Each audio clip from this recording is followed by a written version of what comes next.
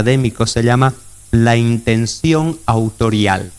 Es así como usted va a encontrar más información sobre este concepto de el autor original como el determinante del significado de un pasaje. Voy a la última parte.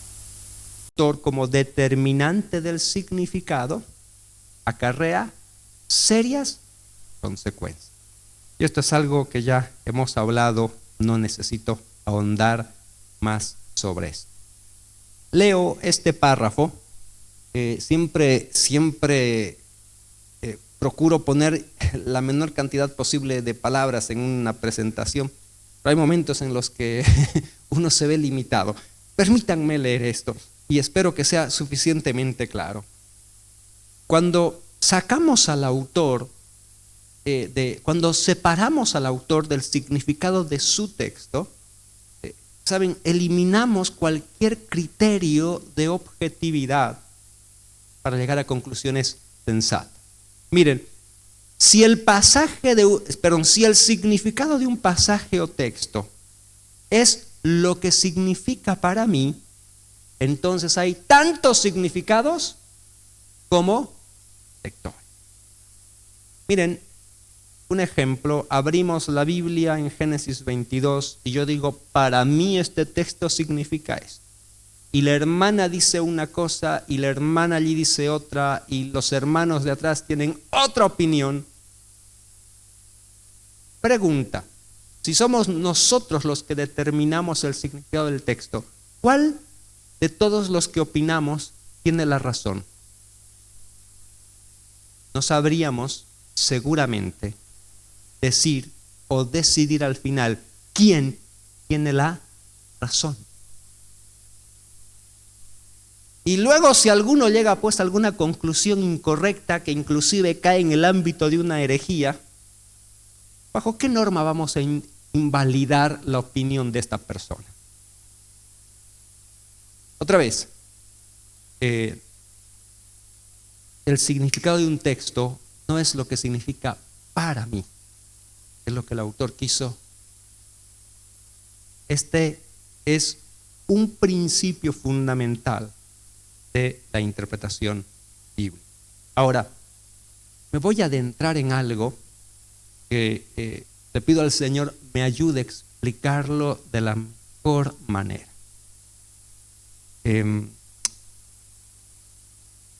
Si usted capta todas estas verdades, estos conceptos, créame que luego su estudio de la Biblia va a tener un tránsito, un camino que va a ser llano, que no va a enfrentar muchos obstáculos y que usted va a poder llegar a buenas conclusiones. Miren esta pregunta. ¿Cuántos significados puede tener un texto bíblico? Razonen la pregunta. ¿Cuántos significados puede tener un texto bíblico? Y cuando abordamos este asunto, llegamos a otro principio fundamental, a otra norma que es vital para interpretar correctamente las Escrituras. ¿Cuál es ese principio? Se conoce como el principio del significado único. Otra vez, este principio recibe el nombre de el significado único del texto. De otro modo, lo ponemos con otras palabras. Si preguntamos cuántos significados tiene un texto y seguimos el principio expresado allí, ¿qué responderíamos? ¿Cuántos significados tiene un texto? ¿Qué me responden? Único. Un significado único. Un significado. Ahora, hasta aquí la cosa va sencillita. Vamos a introducirnos un poquito más a fondo en el tema.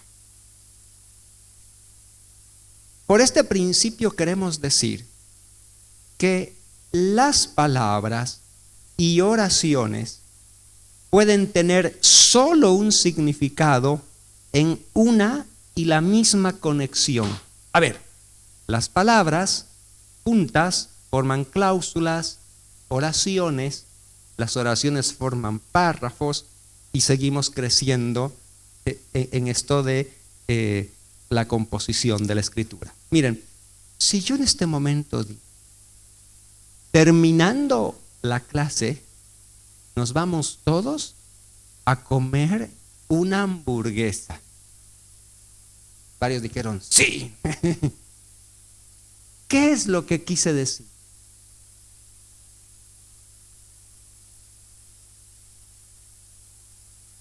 Eso, que al final nos vamos a comer una hamburguesa. Miren, la palabra hamburguesa, junto con las otras palabras que usé al final, nos vamos todos a comer una hamburguesa, toda esta conexión de palabras, todas estas palabras juntas y organizadas de ese modo comunican una verdad sencilla. Y al final, pues todos salimos y buscamos la mejor hamburguesería más cerca, más económica, y nos vamos, todos, bueno, dije más económica pensando en el momento, ¿no? Pero si usted quiere una más grande e invita, igual nos vamos todos. El gran asunto es que lo que quise comunicar es sencillo. Miren, yo no les dije con esto que acabo de decir, al final nos vamos todos a comer una hamburguesa.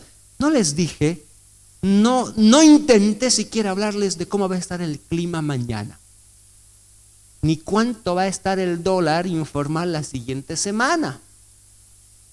No me pasó por la mente si usted necesita diésel para el vehículo. Sencillamente hablé de que al final nos vayamos a comer una hamburguesa. Otra vez, en buen sentido común, cuando hablamos buscamos transmitir una verdad. Por consiguiente, existe un significado. Esto que es tan común y cotidiano, debemos trasladarlo a nuestro estudio de las Escrituras para asentar a esa verdad. ¿Cuántos significados tiene un texto bíblico? Y otra vez la respuesta es un significado. Esto quiere decir que hay un solo y único significado para un pasaje de la Escritura, y llegamos a ese significado por el estudio cuidadoso del mismo. Un significado. Hasta aquí, ¿alguna pregunta? ¿Hasta aquí el asunto resulta sencillito y claro? ¿Sí? ¿Sí? ¿Todo positivo? Muy bien, ¿por aquí? ¿Bien? ¿Todo clarito? Excelente. Por ahí me dicen, la mejor idea fue la de la hamburguesa. Gracias, yo también lo apoyo. Sí, la hamburguesa nos sacó de foco, ¿no? Ahora nadie más está pensando en hermenéutica, todos están pensando en las papas, en la salsa esa con ajo. Sí, ya me conocen. Bueno, miren, por favor, voy a citar a Terry. El nombre de este señor es Milton Terry. Fue un hombre que tenía un doctorado de la Universidad de Yale en Estados Unidos. Fue profesor de literatura hebrea y enseñó Antiguo Testamento en los Estados Unidos. Fue un metodista y en una obra que está traducida al castellano, se llama Hermenéutica, él expresó ese principio de este modo. Lo leo. Usted siga la diapositiva, ahí tienen la foto del hombre. Fácilmente concedemos que las Escrituras son susceptibles de múltiples aplicaciones prácticas. ¿De acuerdo? Sí, de acuerdo. De no ser así, no serían tan útiles para doctrinar, eso significa para enseñar, para corregir e instruir en justicia. Seguimos. Pero en el instante que admitimos el principio de que ciertas partes de la Biblia contengan un sentido oculto o doble, introducimos en el Santo Libro un elemento de incertidumbre y trastornamos toda posibilidad de interpretación científica. Terry habló de manera contundente. Lo que escribió y dijo hace tantos años es básicamente el principio que estamos aprendiendo esta noche. El principio del significado John Owen fue rector de la Universidad de Oxford en Inglaterra. Él dijo: si la Biblia tiene más de un significado, no tiene significado alguno. Otra vez, volvemos al mismo principio, el principio del significado único texto. Si el lenguaje va a ser eficaz como medio de comunicación, este debe comunicar y reflejar la idea que el autor tenía en mente. Y es axiomático, es decir, tiene el carácter de una ley comprobada, que cada comunicación puede tener solo un significado. A ver, vayamos a términos prácticos y cotidianos. Usted, hermano, va a tener un día arduo de trabajo. Va a llegar cansado, pero su trabajo hoy, qué sé yo, consiste en algo que le gusta, firma un contrato, la cosa va a ir bien. Entonces, usted está tan feliz que además quiere festejar su día de trabajo con un buen almuerzo. Vamos a decir que a usted le gusta mucho, para almorzar no va una hamburguesa. ¿Qué le gustaría? ¿Cuál es tu plato favorito, David? Francis, ¿cuál es? El plato hondo, ese es el plato favorito. El plato hondo. A ver, un picante, ¿te gusta el picante? ¿Mixto? Mejor, ok. Entonces David le dice a Francis: hoy tengo que hacerte trabajo, mira, vamos a concretar esto. Oran juntos en la mañana y le dice: Francis, por favor, para poner la cereza a este día, ¿me puedes hacer un picante mixto? Ahora, ¿qué debería entender Francis por el pedido de David? Quiere un picante mixto, que le tiene que hacer un picante mixto. Imaginen que fue también el trabajo que luego Francis le dice: David, sabes, el otro día paseando por el centro, vi una cartera guinda que combina con ese vestido que hay allí. ¿No me lo compras? Te metí en líos, ¿no? No sabes. ¿Qué le quiso decir Francis a David? Que quiere esa cartera guinda. Miren, amados hermanos, si la comunicación va a ser eficaz, deberíamos entender que la comunicación puede tener solo un significado.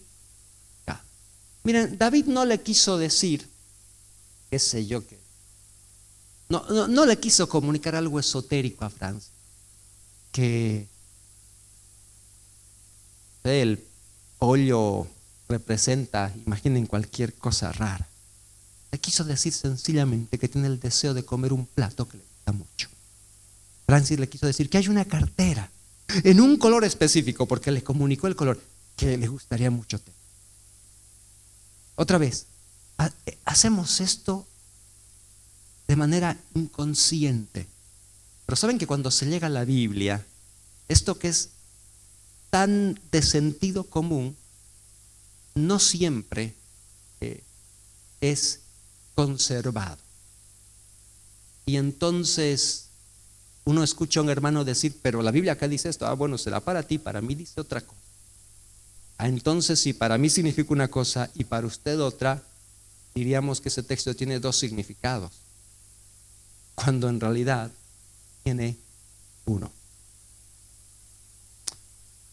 Si una comunicación puede tener más de un significado, destruimos la posibilidad de comunicarnos con otras personas, porque no queda ningún mecanismo para entendernos.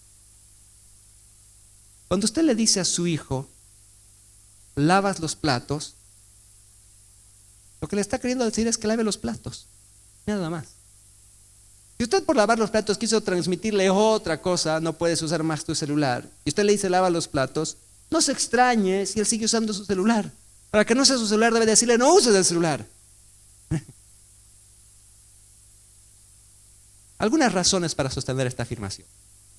Miren, amados hermanos, Dios se ha comunicado con el hombre. El lenguaje, la capacidad de comunicarnos, es un don de Dios al hombre. Y Dios es el comunicador por excelencia. Dios se ha comunicado de tal forma que sus palabras son un reflejo fidedigno de lo que quiso decir. Si con aquello que dijo Dios hubiese querido comunicar un sentido diferente de aquello que sus palabras expresan, entonces quedamos sin la posibilidad de comprender. ¿Es esto muy difícil de entender? Estoy seguro que no. Pero, a ver, vamos al primer testimonio bíblico de la comunicación divina con el hombre. ¿En quién tendríamos que pensar? El primer ser humano. Vamos al Génesis. Vamos a leer un par de versículos y vamos a notar que esto que estamos diciendo es lo que realmente sucedió. Versículo 28 al 30 del capítulo 1. Encontramos a Dios hablando con los seres humanos, en este caso Adán y Eva. Dice el versículo 28 del capítulo 1, y los bendijo Dios y les dijo, he aquí la comunicación divina. Dios se comunica con la humanidad, Adán y Eva en este caso, y les dice, fructificad y multiplicaos, y llenad la tierra y sojuzgadla, y señoread en los peces del mar, en las aves de los cielos, y en todas las bestias que se mueven sobre la tierra. Y dijo Dios, he aquí que os he dado toda planta que da semilla, que está sobre toda la tierra, y todo árbol en que hay fruto que da semilla, os serán para comer. Y a toda bestia de la tierra, y a todas las aves de los cielos, y a todo lo que se arrastra sobre la tierra, en que hay vida, toda planta verde les será para comer. Y fue así. Pregunta, ¿qué entendieron Adán y Eva sobre estas palabras de Dios?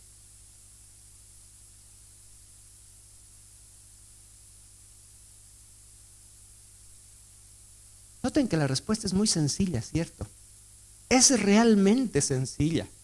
Dios les instruyó sobre qué debían comer, sobre qué debían hacer.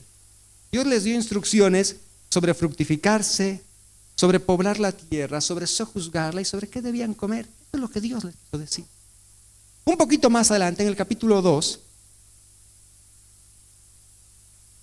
versículo 16, miren, dice la escritura, y mandó Jehová Dios al hombre diciendo, de todo árbol del huerto podrás comer, mas del árbol de la ciencia del bien y del mal no comerás, porque el día que de él comieres, ciertamente morirás. Y una vez más encontramos a Dios comunicándose con el hombre, en este caso con Adán. Repito, con Adán. La creación de Eva ocurre después, a este punto. Y Dios le dice, mira Adán, puedes comer de todo menos de ese árbol. El fruto de ese árbol te está prohibido. ¿Qué entendió Adán? En el capítulo 3 se nos cuenta esto. Aparece la serpiente como un instrumento de Satanás que incita a Eva a desobedecer a Dios. Les acabo de decir que al recibir a Adán esta instrucción, Eva no está presente. De manera que Adán la recibe de Dios y entiende las palabras de Dios, porque esas palabras son un reflejo, son comunicadoras de un significado, llevan una carga de significado. Dios le dijo, puedes comer de esto menos de ese fruto en ese árbol.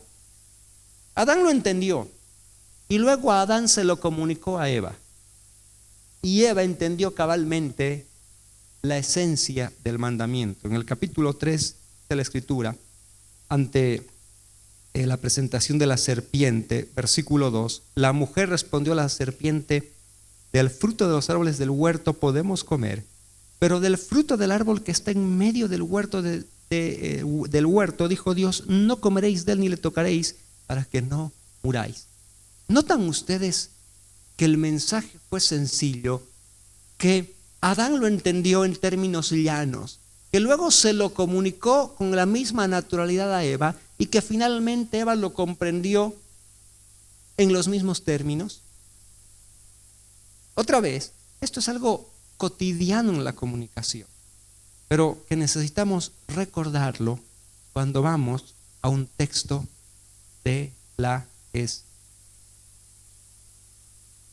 En segundo lugar, ¿por qué este principio del significado único? En primer lugar, es lo que dijimos recién, Dios se comunica y cada una de sus palabras juntas llevan una intención y es lo que buscamos entender. Pero en segundo lugar, miren, la manera en que la Biblia, por ejemplo el Nuevo Testamento, cita o usa la misma Biblia, en este caso el Antiguo Testamento, manifiestan esta misma verdad. El Nuevo Testamento de continuo toma palabras, textos, citas del Antiguo Testamento. Y cuando en términos generales el Nuevo cita el Antiguo, el principio se conserva. Es el principio del significado.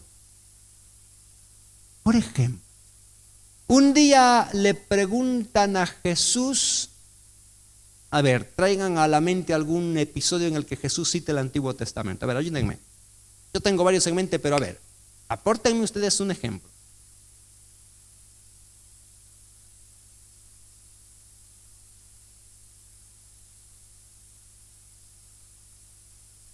Pero sirve, a ver. Jesús continuamente apeló al Antiguo Testamento. Por ejemplo, un día le preguntan sobre, qué sé yo, el matrimonio. ¿Y a dónde recurre Jesús? Al Antiguo Testamento. Y cita lo que el Antiguo Testamento ha dicho, entendiendo o conservando este principio, el principio del significado único. Allí tenemos al autor de la carta a los Hebreos, hablando de sucesos del Antiguo Testamento. ¿Qué hace de continuo? Conservar este principio, el principio del significado único. Otra vez, un pasaje tiene un solo y único sentido o significado. Pero ahora vamos a frenar en seco, porque aquí se nos plantea un dilema. Y tienen que seguirme en esto. A ver, ¿cómo vamos con el tiempo, David? 8:30. Planteamos el problema, nos vamos al recreo con el problema y a la vuelta buscamos resolverlo. ¿Les parece? ¿Sí? Otra vez, planteamos el problema, armamos el lío, nos vamos con el lío a tomar un café, no disfrutamos el café por el problema y luego venimos todos entonces ansiosos a ver cómo salimos del dilema. Acá va. Sin embargo, si un texto tiene un solo y único significado, sin embargo, ¿cómo podemos entender el concepto del sensus plenior? Ahora, acá va una expresión interesantísima que la voy a explicar. El sensus plenior. Estas palabras en rojo, anótelas, literalmente traducidas significan sentido pleno. ¿Ok? Sensus plenior significa sentido pleno. Este concepto fue incorporado en el ámbito de la hermenéutica en el 1925 por un teólogo católico que se llamó Andrés Fernández. Y luego vino otro teólogo católico, un académico muy notable en los Estados Unidos, Raymond Brown. Hay libros suyos traducidos al castellano. Este hombre hizo famoso el concepto del sensus plenior y el tema fue tan importante que evidentemente se ponderó en el ámbito académico evangélico. ¿Cómo definimos el sensus plenior? Hasta ahora les recuerdo que estamos interactuando con el concepto del sentido único. ¿Pero qué dice el sensus plenior? Bueno, puede definirse como el significado adicional. ¿Qué les dice esto de adicional? Miren, como un significado pleno, es decir, completo o inclusive más profundo que un texto bíblico le da a otro. Perdón, ahí dice texto, está mal escrito, a otro texto también bíblico. A ver, este concepto del sensus plenior consideró algunos textos del Nuevo Testamento que citaban el Antiguo. Y cuando estos textos fueron observados, ¿ya adivinan qué pasó? Parecería desbaratarse esta ley del significado uno. Un ejemplo, solo uno. Vamos a Oseas 11:1.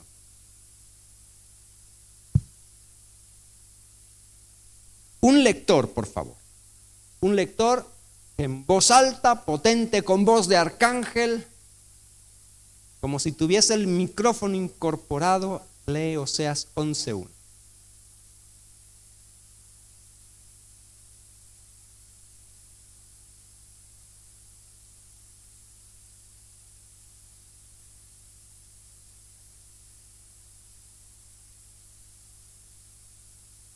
Muchas gracias. Dios, hablando por medio del profeta Oseas, y Dios dice algo muy sencillo. Dios habla de Israel, mi hijo, y dice Dios que había llamado a su hijo Israel de Egipto. Pregunta, ¿de qué está hablando Oseas 11:1?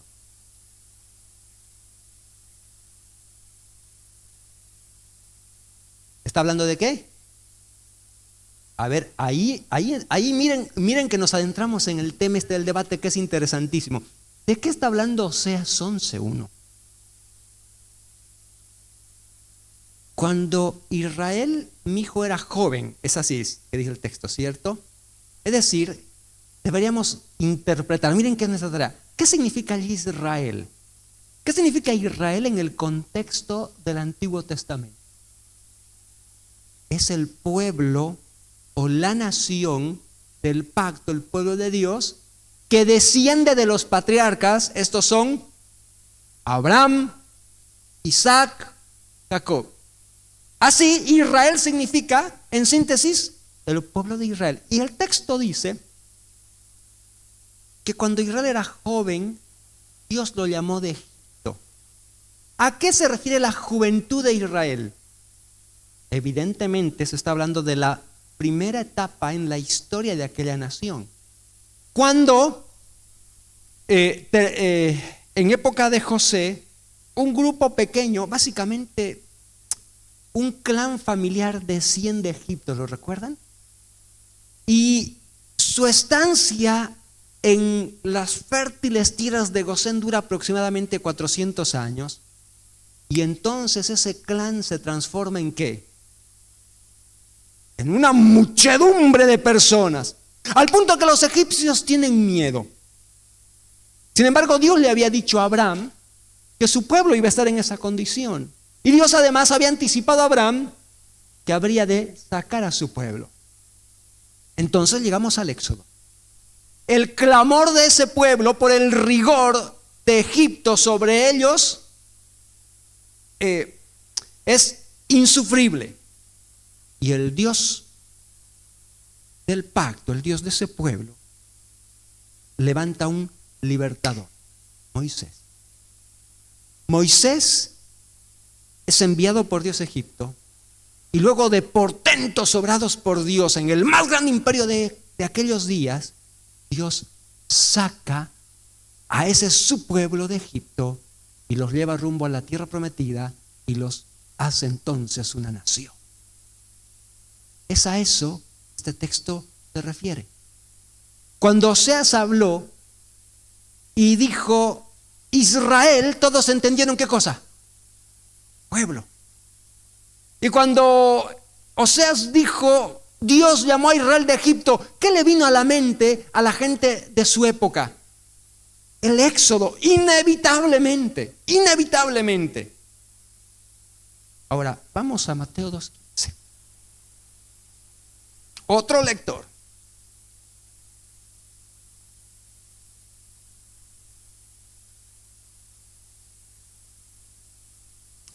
Mateo 2:15.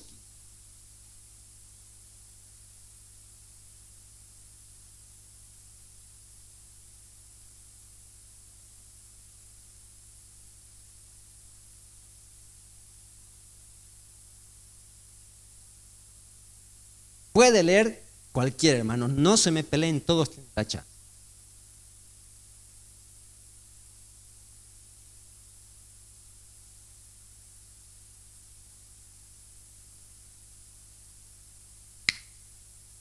¿De dónde tomó Mateo esa cita? ¿De dónde? De Oseas 2:11. Y Mateo toma la cita de Oseas 2:11 pensando en, Mateo toma la cita de Oseas 11, se me lengua la traba y se me traban las ideas. Mateo toma ese texto, pero habla de Jesús. Recordarán que Jesús, para ser preservado de Herodes, fue llevado por sus padres a Egipto. Y estuvo en Egipto, es decir, Jesús, hasta la muerte de Herodes, versículo 15. Y entonces Mateo dice, esto sucedió para que se cumpliese lo que dijo el profeta Oseas. De Egipto llamé a mi hijo. Este es un ejemplo de sensus plenior. Uno, hay muchos. Entonces, ahora que nos complicamos la existencia, vamos a plantearnos la pregunta. Miren, a ver, la planteamos con la agitación intelectual, nos vamos a tomar el café, ¿les parece? Si quieren nos vamos a la hamburguesería. No nos vamos solamente al café porque tenemos que volver. Miren el asunto. Si un autor del Nuevo Testamento otorga a un texto del Antiguo Testamento un significado diferente, entonces ¿podemos los intérpretes otorgar dos significados a un texto? ¿Me agarra la pregunta? Si Mateo hizo lo que hizo, ¿podemos hacerlo nosotros? Este es el dilema del sensus plenior. Si al principio procuramos establecer que un texto tiene un significado, nos es inevitable confrontar esta pregunta y resolverla, porque estamos hablando de interpretar la Biblia y queremos hacerlo con precisión y llegar a conclusiones exactas. Entonces, he ahí el dilema y he ahí el cambio. Tomamos nuestro recreo, nos vamos luchando con las ideas y volvemos y vamos a procurar avanzar sobre algunas respuestas a este asunto. ¿Quién hizo la sopaipilla? Pero le salió buenísima. Yo estoy seguro que disfrutaron la sopaipilla, disfrutaron el café, pero al final no pudieron saborear porque estaban ahí intentando salir de este asunto, ¿no? Recién le decía a David que el concepto del sensus plenior, miren, define varias cuestiones teológicas.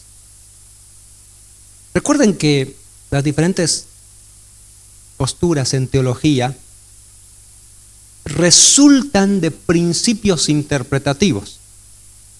Cuando un intérprete abandona el principio del sentido único y llega a la conclusión, arriba a la conclusión de que un pasaje o una palabra o un texto puede tener más de un significado, evidentemente sus conclusiones teológicas van a ser diferentes. Uno de los ámbitos en los que la idea del sensus plenior afecta sobradamente es en el campo de la escatología. La escatología es la doctrina que estudia los eventos futuros. Y hay un debate amplísimo en esa materia. Y por ejemplo, miren, nosotros hablamos sobre la palabra Israel en Oseas 11. Y si la palabra Israel puede significar varias cosas, luego hay toda una escuela que dice que la iglesia es Israel. ¿Entienden el dilema? No sé si ustedes alguna vez han pensado en esto. A ver, ¿qué opinan? ¿Es la iglesia Israel?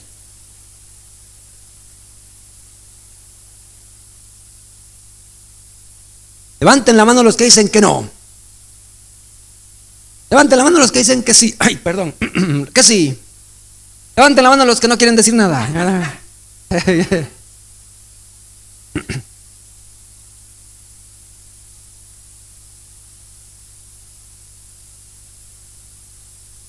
Básicamente, miren, cuando los teólogos dicen que Israel es sinónimo de iglesia, luego anulan todo posible futuro para Israel. Han abandonado el sentido único del texto y han abandonado el significado de las promesas hechas por Dios a Abraham y los patriarcas. Esto en escatología, este concepto está representado por toda una escuela. Si luego quieren charlar y algo de bibliografía, con gusto, con gusto. Acabo de comentar esto meramente para mostrar la importancia de este asunto en el campo de la interpretación bíblica. Entre paréntesis, me voy a jugar un poquito, ¿sí? Me voy a jugar un poquito. Ustedes van a estudiar Romanos, me decía David. ¿Saben cuál es el mayor tratamiento en el Nuevo Testamento sobre el pueblo de Israel? Está en Romanos 9, 10 y 11. Es la mayor exposición de Pablo sobre Israel. Si es la mayor exposición de Pablo sobre Israel, es interesante que en todos estos sendos capítulos Pablo nunca haya dicho o mostrado, afirmado, siquiera mencionado que la iglesia ha reemplazado a Israel. Guarden eso y cuando estudien el texto, espero que lo puedan notar. Bien, punto y aparte. Vamos a nuestro dilema. A ver, estábamos ahí. Ya vimos que autores del Nuevo Testamento usan textos del Antiguo, como Mateo, y dice, el profeta, Dios por medio del profeta dijo, de Egipto llamé a mi hijo. Y hablaba ahí con los hermanos y la pregunta cabe, ¿habrá Oseas imaginado que sus palabras podrían aludir a Jesús? ¿Habrá sabido Oseas que un día Jesús, el Salvador, habría de ser llevado a Egipto para ser preservado en su niñez hasta que Herodes muera? ¿Le habrá pasado esto a Oseas por la mente? Son preguntas interesantísimas. Ahora, vamos a procurar aterrizar juntos. Otra vez leamos nuestra pregunta. Si un autor del Nuevo Testamento otorga un texto del Antiguo, un significado diferente, entonces, ustedes y yo, nosotros, los intérpretes del siglo XXI, ¿podemos otorgar a un pasaje más de un significado? ¿Qué responderían así de primera mano? ¿Sí? ¿No? ¿No? ¿No? ¿Por aquí? Por acá hubo buen debate, ¿eh? ¿Por aquí? No. Ok, vamos a lo siguiente. ¿Cómo responder a este asunto? Y ahora le van a sacar fotos. Tienen 5 segundos para hacerlo. No, se levantaron los celulares.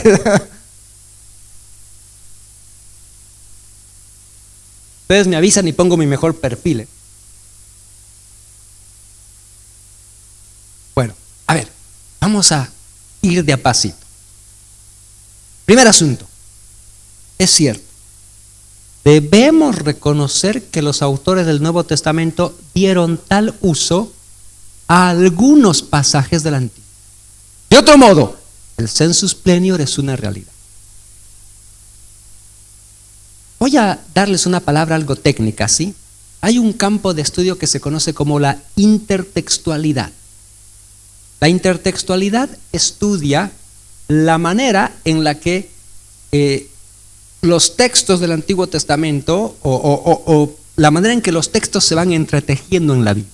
Esto es intertextualidad. Los autores del Nuevo Testamento usaron por lo menos de dos maneras el Antiguo. Uno, conservando el significado único, y otro, dándole un sentido pleno, en sus plenios. Estos son los dos acercamientos. Por eso decimos que sí, si hemos de ser honestos, vamos a asumir que autores del Nuevo Testamento dieron tal uso a pasajes o a algunos pasajes del Antiguo. Pero vamos a la segunda cosa. Cuando un autor del Nuevo Testamento citó de este modo el Antiguo, nunca invalidaron o contradijeron el sentido literal de los pasajes del Antiguo Testamento. Así, el significado atribuido por el Nuevo no cambia el significado único del pasaje. Allí, veterotestamentario significa el significado único del pasaje del Antiguo Testamento. Veterotestamentario significa Antiguo Testamento. Es otra manera de decir lo mismo. A ver, me explico. Oseas 11:1. En el Antiguo Testamento y en Oseas, ¿cuántos significados tienen? Uno. Cuando Mateo usó ese texto, no invalidó ese significado. El texto de Oseas 1 continúa significando que Dios había llamado a Israel, rescatado a Israel, sacado a Israel en una etapa muy pronta, temprana de la vida de aquella nación. Ahora, cuando Mateo usa ese texto, es cierto, Mateo le da un sentido distinto, pero el sentido de Mateo sigue siendo único. E interpretamos Mateo a la luz de la intención de Mateo. E interpretamos Oseas a la luz del significado de Oseas. El Nuevo Testamento no invalidó lo que Oseas quiso decir, de manera que el significado único continúa allí. Segunda verdad a la que debemos llegar. ¿Me siguen hasta aquí? Ok, vamos a la tercera. Miren, alguien podría decir, pero si los autores bíblicos hicieron eso y le dieron más de un significado al texto, ¿por qué hoy yo no puedo hacerlo? ¿Por qué no imitar a los autores bíblicos? Si tenemos que imitarles en tantas facetas y cosas, ¿por qué no imitarles en su hermenéutica? Alguien bien podría decir, yo soy tan bíblico que imito a Mateo en mi hermenéutica. Yo le doy varios significados a un texto.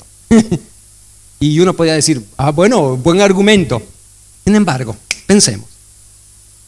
Hay una diferencia cualitativa enorme entre Mateo y yo.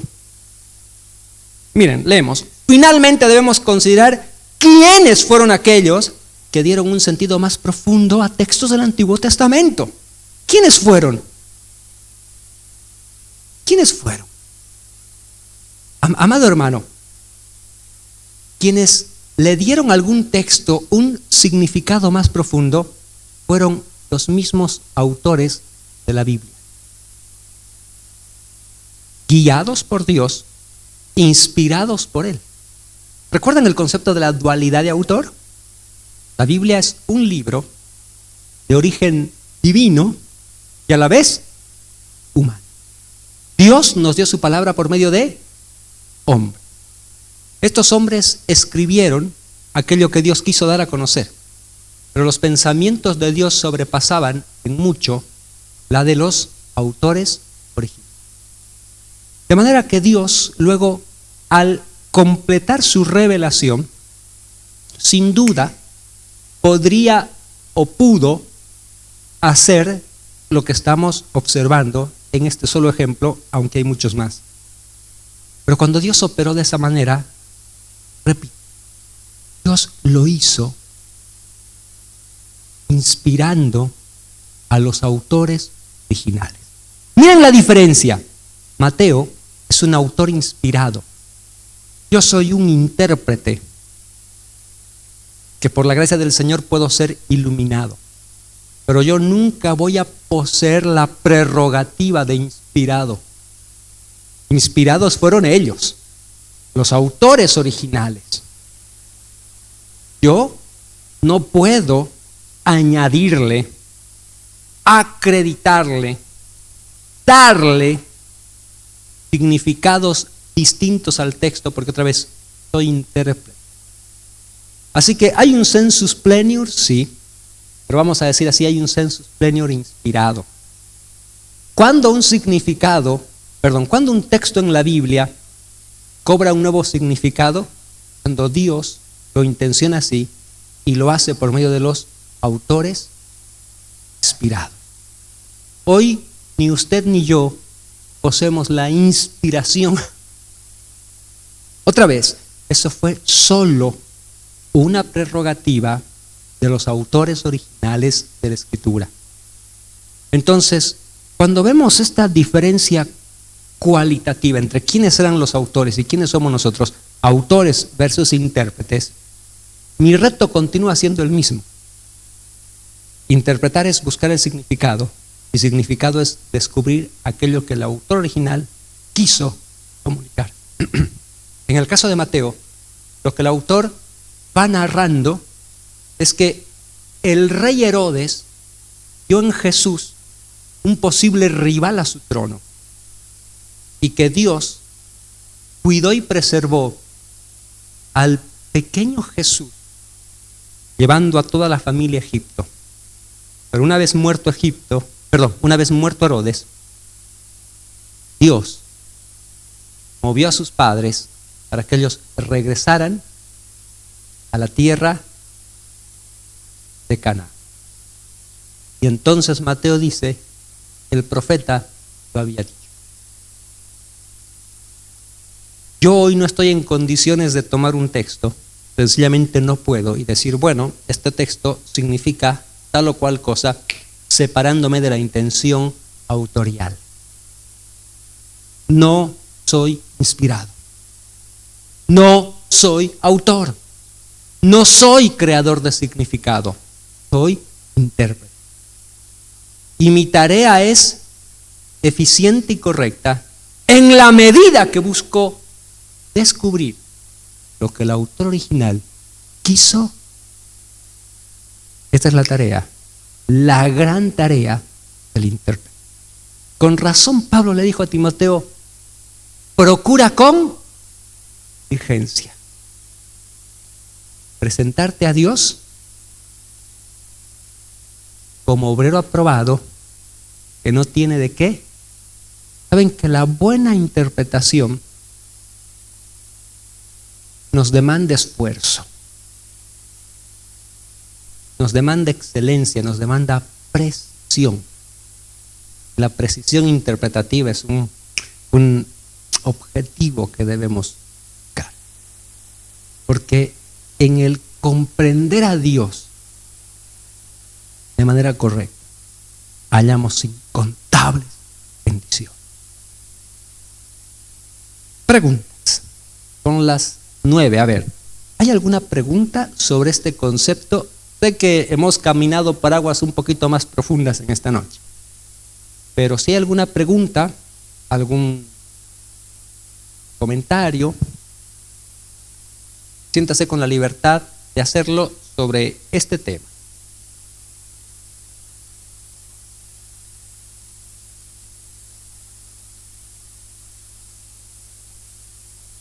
Ahí David va a romper el hielo. Puedes preguntar, no sé si te voy a poder responder, pero de todas formas, dale.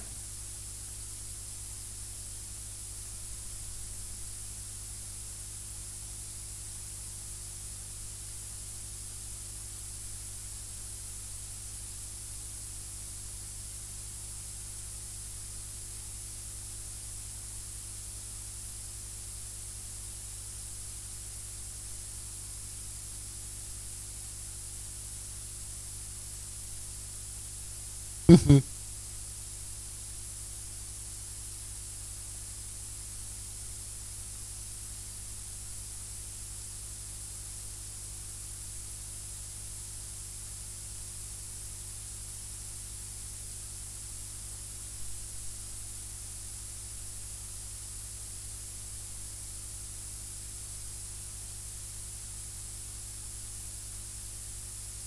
Excelente.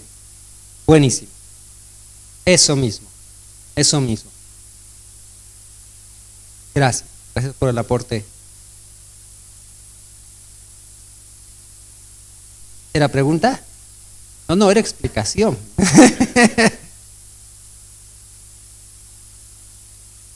¿Cuántos escucharon por primera vez este asunto del census senior? Hay casi la mayoría, ¿no? Sí.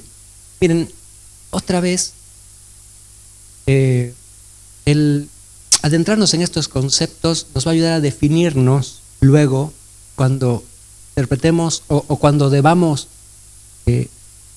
establecer ciertas posiciones en ciertos campos de estudio como la escatología, la eclesiología. Hay algunas doctrinas que son vitalmente afectadas por nuestra concepción del census.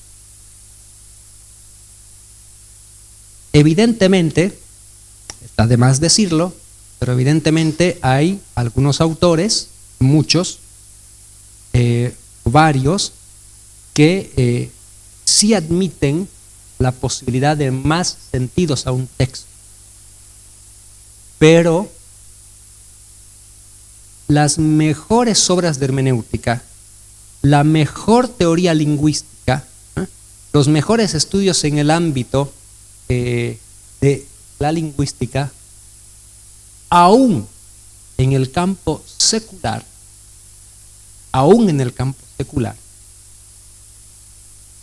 aceptan el axioma, esta ley de que un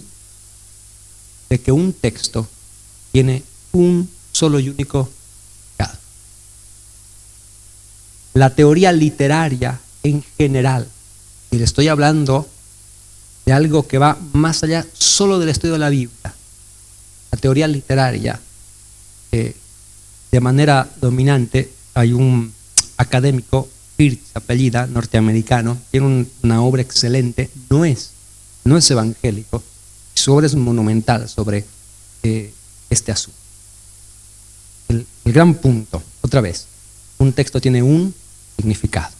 Nuestra gran búsqueda es entender qué es lo que el autor original quiso comunicar. Y abordamos esta temática, este asuntito complejo, porque estoy seguro que usted va a confrontar esto en la interpretación. Un texto puede tener más de un significado. Tal vez en lo cotidiano, como le decía hace un momento, usted se encuentre con alguien que dice, este texto para mí significa esto. Si para vos significa aquello, para mí significa es otra cosa. Y la verdad es que un texto tiene un significado.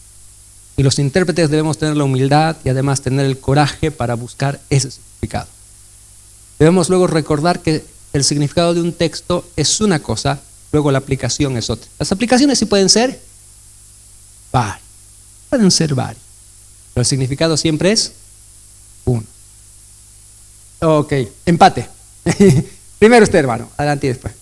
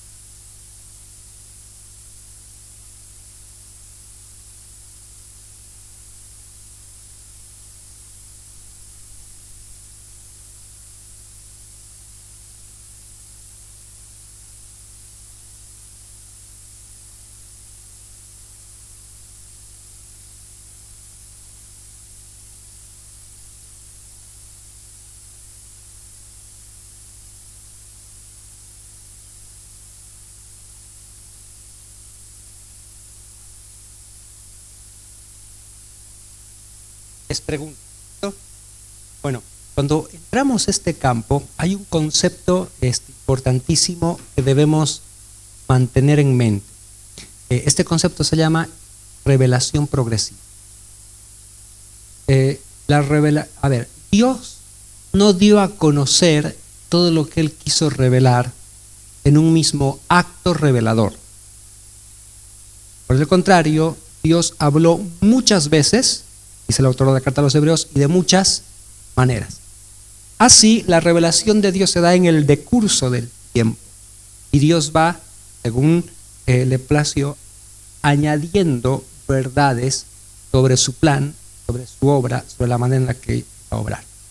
Tocante o sobre el Hijo, evidentemente muchos de los profetas, o aún en textos que no son estrictamente proféticos en cuanto a género literario, por ejemplo, algunos textos poéticos como el Salmo 22. ¿Han leído el Salmo 22, cierto?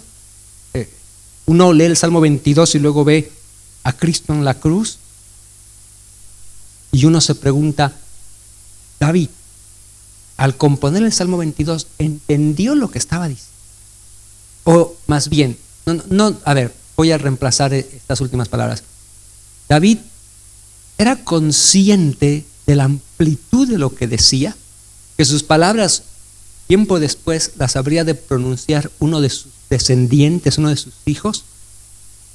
Así que para responder ese asunto debemos recordar que está ese principio de la revelación progresiva y que los profetas del Antiguo Testamento no siempre tuvieron el panorama completo sobre el obrar de Dios en los tiempos duros.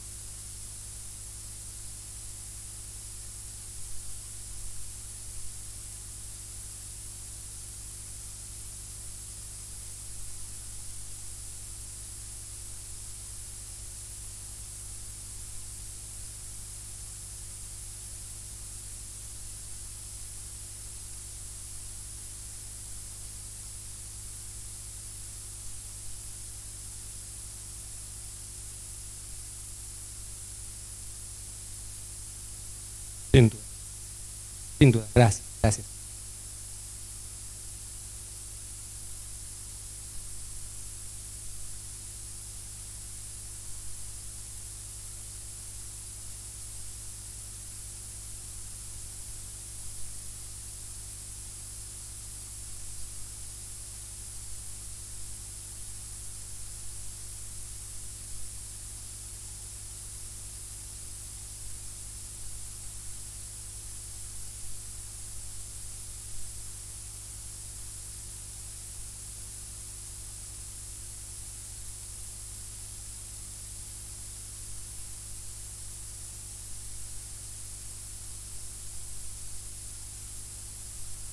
Buena pregunta. Miren, cuando miramos, por ejemplo, temas como el de las parábolas, voy a ir un poquito para atrás en algo que ya mencionamos el miércoles pasado. La hermenéutica se divide en hermenéutica general, que es esta que establece principios para todo texto bíblico, y luego está hermenéutica especial, establece normas interpretativas para ciertos géneros literarios que aparecen en la escritura. Cuando llegamos a las parábolas, en realidad allí no hay un sensus plenior, sino que hay lenguaje figurado, y el Señor, valiéndose de este lenguaje figurado, transmite una única verdad. ¿Cuál es el reto allí en la interpretación de las parábolas? Otra vez, entender la intención del que habla. Yo les contaba que en una ocasión escuché una predicación sobre, ¿recuerdan que les contaba sobre el hijo pródigo? Y la persona comenzó su predicación así: ahora saben, vivimos en una sociedad en la que los padres han dejado de tener autoridad y los hijos hacen lo que les da la gana. Abran la Biblia, la parábola del hijo pródigo. El hermano leyó el texto y dijo: este padre no tendría que haber hecho esto. Él, por ser padre, tendría que haberle dicho al hijo: ¿qué cosa? ¿Qué herencia ni qué herencia? A trabajar. ¿No? Y algunos hermanos salieron: oiga, sí, la verdad que mi hijo hace. El hermano transmitió una verdad que hace a la problemática probablemente de la paternidad.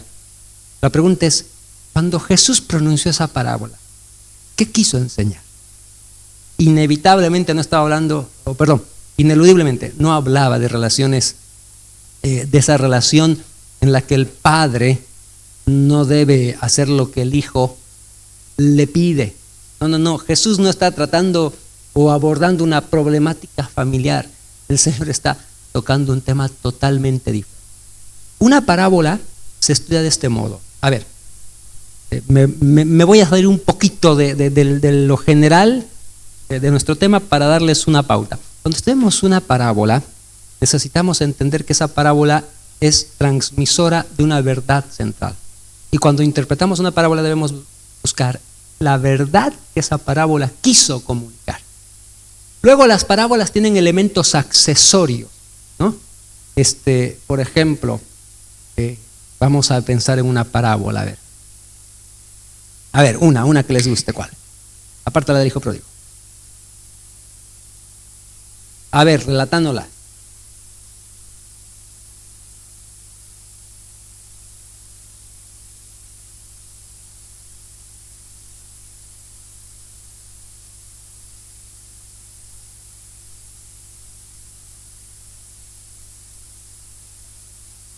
Conoce hasta los horarios este hombre, ¿eh?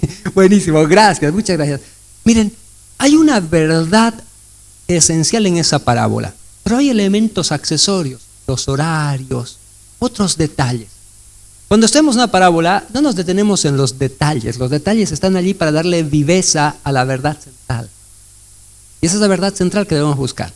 Una vez estaba en una reunión con ancianos y hablábamos justo de interpretación bíblica, y un anciano me pregunta y me dice, estábamos hablando creo que de un pasaje ahí en el Evangelio de Juan con el buen pastor, y me dice: oiga, hermano, ¿y de dónde sale la idea del perro ovejero? Todos nos quedamos así como que fuera del lugar, así que a mí me costó caer, perro ovejero. Sí, me dice, porque además mucha gente que tiene ovejas tiene un perro ovejero. Y nos costó mucho caer en cuenta sobre su preocupación. Pero al Señor gracias pudimos remarcar este concepto y recordarle: mire, hermano, una parábola comunica una verdad. Son historias que ayudan a entender ciertas verdades espirituales, pero otra vez hay una verdad. Dilucidar esa verdad es la tarea del intérprete. Luego los elementos o los detalles accesorios están allí por motivos de dar viveza a la historia. Pero no es que cada cosa, cada elemento de la parábola tiene que tener un significado. A ver, ¿recuerdan, por ejemplo, tendríamos que, no lo voy a plantear como debate, pero voy a decirlo directamente. ¿Recuerdan la parábola del rico y Lázaro? Bueno, más allá de que está la cuestión de que si eso no es parábola, yo humildemente voy a decir, yo sí creo que es una parábola por el desarrollo literario. Pero recuerdan que hay un perro que lame a ese herido, y hay un montón de elementos allí. O sea, es un hombre pobre, come las migajas, los perros lo lamen. Entonces uno puede tomar todos los detalles e intentar buscarle significado a todos los detalles. ¿Qué significa el perro? ¿Qué significan las migajas? Pero hay una verdad esencial en esa parábola. ¿Por qué Jesús la contó? Jesús quería corregir un concepto en los fariseos sobre las riquezas. Es que los fariseos básicamente decían esto: si tienes dinero, si eres rico, igual salvo. Este es el concepto que Jesús quiere corregir en esa parábola. Entonces, básicamente el Señor no quiere dar una clase de escatología, quiere decir sencillamente con esa parábola que el amor al dinero, ¿recuerdan el hombre rico? ¿Ah? El amor al dinero o las posesiones materiales no significan que el rico directamente se iba a ir al seno de Abraham. Ese es el propósito.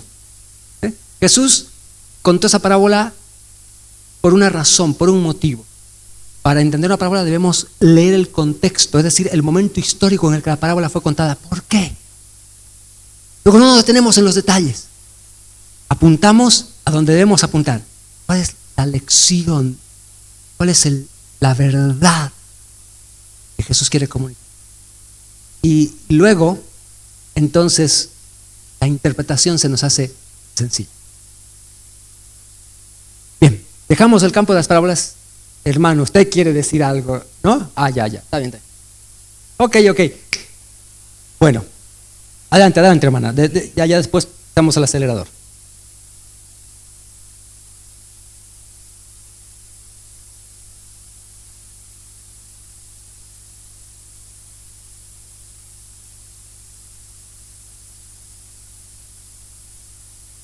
Principalmente en la profecía, y hay un campo más que se conoce como el de la tipología.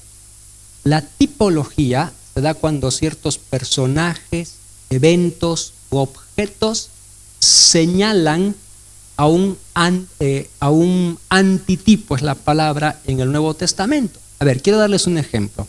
El Cordero de la Pascua es un tipo que tiene su antitipo. ¿Cuál es el Cordero de la Pascua? Es el tipo. ¿De qué habla ese Cordero de la Pascua? Un día Juan el Bautista vio a Jesús y ¿qué dijo? He ahí, Cordero de Dios. Entonces, mire, el Cordero de la Pascua es el tipo, es una figura que señalaba o apuntaba ¿a quién? A Jesucristo. No estamos. Cuando Moisés recibió la instrucción de decirle al pueblo, miren, agarren al corderito. Estas son las instrucciones. Y el pueblo tomó al corderito, lo revisó, tenía que ser perfecto y luego puso la sangre en los dinteles. Ese pueblo estaba pensando en que mucho tiempo después iba a haber un hombre que habría de morir en el lugar de. ¿Creen ustedes que tuvo lugar que esa gente en el libro del Éxodo tenía esto en mente? Lo más probable es que no.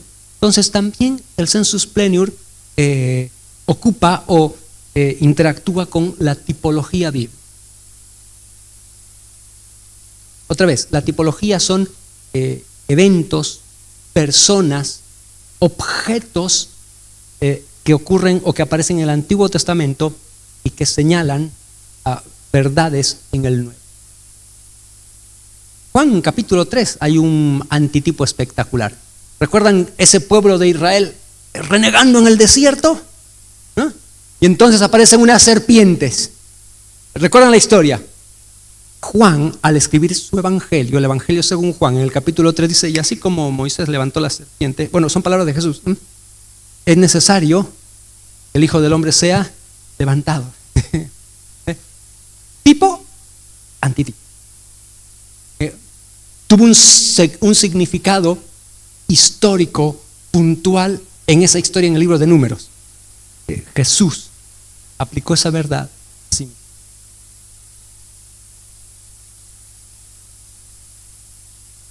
Bien, abandonamos el campo de sensus plenior. Ok. A veces estos temas son un poquito difíciles de masticarlos, pero no se desanime. Por el contrario, que el comenzar a interactuar con estas cosas despierta en usted el deseo de conocer mejor la Escritura. Miren, les doy un consejo y lo hago de corazón, hermano. Recuerde usted que el conocimiento bíblico es constructivo. No pretenda salir esta noche, el próximo jueves, del subsiguiente, diciendo, he aquí el hermeneuta. Saluden, por favor, y pueden hacer la venia los que así quieran. No. Yo espero que al salir de acá, y es muy modesto mi deseo, yo espero que al salir de acá usted haya dado algunos pasos del campo de interpretación. Espero que usted pueda llegar al texto bíblico con una mejor comprensión, pero por sobre todo que usted llegue con más hambre y sed de seguir aprendiendo, porque otra vez, el conocimiento bíblico es constructivo. Usted no lo va a aprender todo de un saque, usted tiene que edificar ese conocimiento, sumar ladrillo tras ladrillo, y si usted es fiel en esta tarea, créame que en el paso del tiempo va a tener un conocimiento bíblico amplio, y usted, amado hermano, va a ser el primer beneficiado de conocer. Pero luego, el asunto es tan dulce que no solamente usted se va a ver beneficiado, ¿sabe? Su entorno lo va a notar. Entorno lo va a notar. Porque la Biblia continúa haciendo algo. Es cambiando. ¿Saben? Me viene a la mente la historia de un hombre que llegó a conocer al Señor, era un creyente nuevo. Y un día este creyente nuevo se encontró con un hombre muy docto, y claro, como todo nuevo creyente dijo, le voy a hablar del Señor, y le habló del Señor, pero este hombre estaba muy bien formado. O sea, ¿qué le diríamos? Era un intelectual, pero era ateo. Ahí hay esas incongruencias, ¿no? Entonces este hombre dijo, bueno, voy a derribar su fe en un 2x3. El hermano comenzó a decirle algo y el hombre le planteó unos argumentos que al creyente lo dejó por el piso. El creyente quiso decirle otra cosa y el otro sacó otro argumento, y en cada ocasión que el creyente quería decir algo terminaba por el piso, así en la lona. El hombre lo desarmaba. Ese creyente estaba todo acongojado, no sabía cómo responder a las preguntas de este señor. Sí, finalmente este académico, este hombre intelectual dijo, bueno, para sus adentros dijo, voy a darle toque, ¿no? Voy a desbaratar su creencia en ese libro que no es más que un libro común. Y comenzó a darle argumentos para decir que la Biblia no es nada.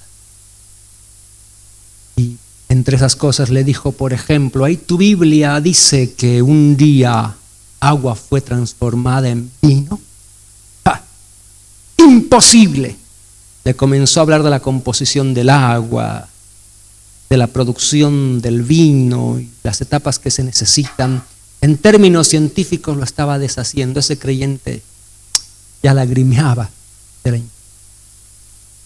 en ese punto le vino una verdad de corazón y le dijo, mire, Señor, yo entiendo que no puedo responder. Y usted me acaba de decir que es imposible que el agua se transforme. Permítame decirle algo. Yo he visto cómo el alcohol se transforma en comida. Y el intelectual lo miró con una sonrisa burlona y le dijo, imposible. Entonces aquel creyente con el corazón le dijo, permítame contarle. Yo fui un alcohólico. Recibía mi sueldo. Me iba a la casa. En casa mi esposa sufría. Mis hijos lloraban de hambre. Hace mucho tiempo haciendo eso. Hice de mi hogar un lugar miserable. Pero un día Cristo me alcanzó. Yo dejé el alcohol. Desde esa vez no ha vuelto a faltar el pan en mi hogar. Les puede decirme todo lo que quiera, pero en mi propia vida yo he visto cómo Dios ha transformado el alcohol conmigo. El intelectual guardó silencio y con esa verdad irrefutable de una vida transformada, no tuvo más que decir. había perdido el debate. Se fue. La Biblia todavía transforma. Y puede hacer eso en nuestras vidas. Créame, hermano. Necesitamos llegar a Él. Bueno.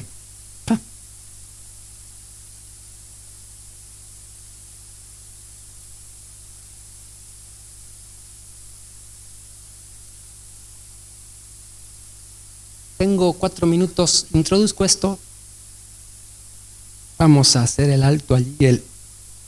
¿Cuál es el método correcto de interpretación bíblica? ¿Cómo se llama?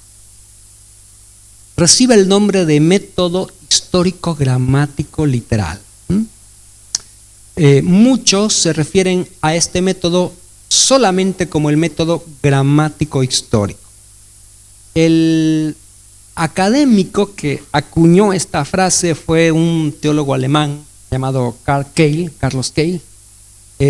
Publicó su primera obra sobre hermenéutica en latín y luego la siguiente ya la escribió en alemán. Y él se refirió al método, al método correcto de interpretación como gramático histórico.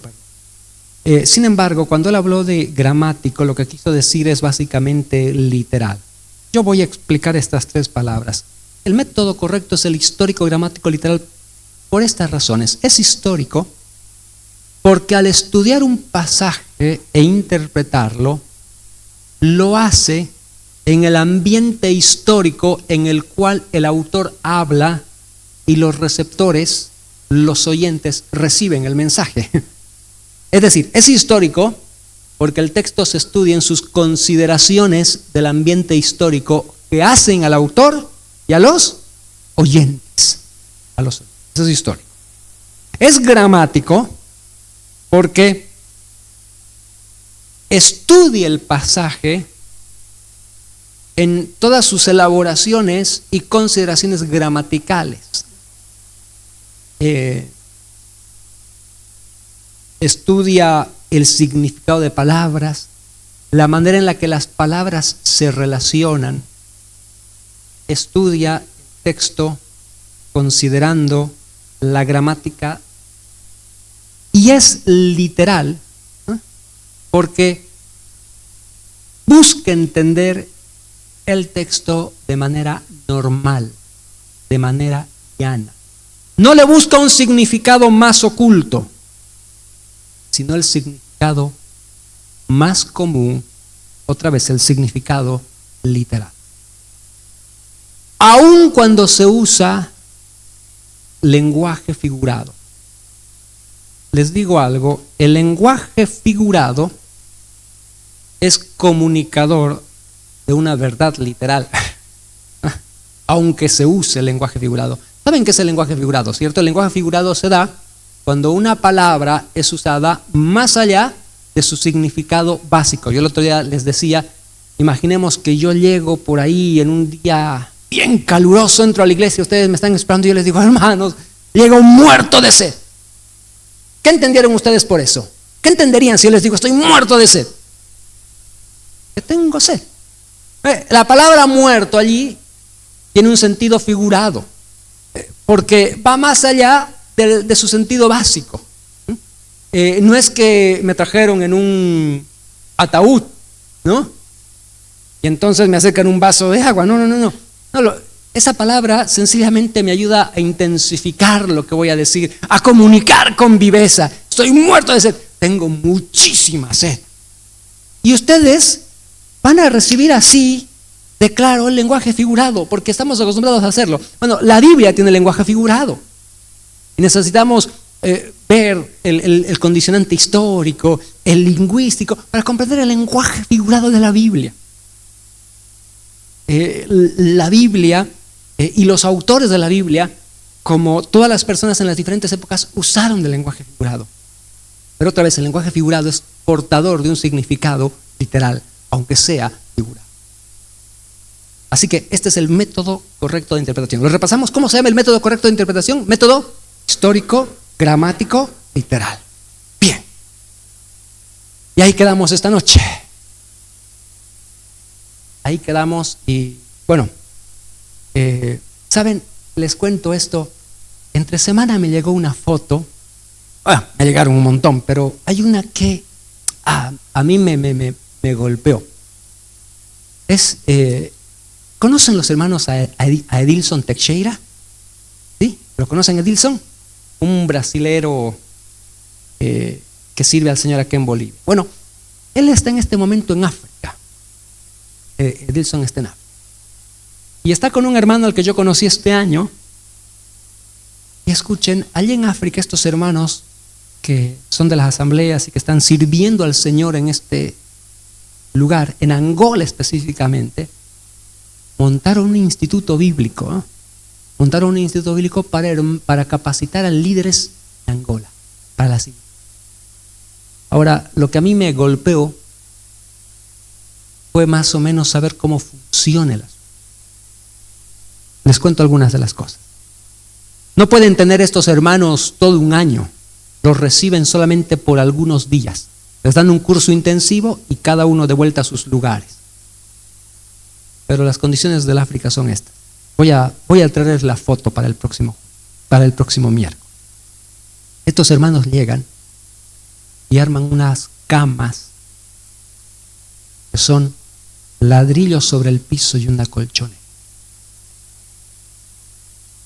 Y luego una cosa así grande de plástico, que es el agua que les va a servir para todos esos días, porque tienen que ir a lugares distantes para traerlas y el agua ni siquiera es potable.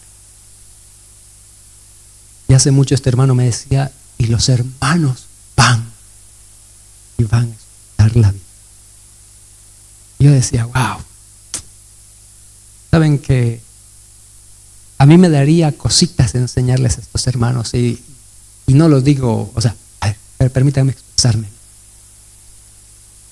Yo me sentiría humillado, realmente humillado, no. Preferiría escucharles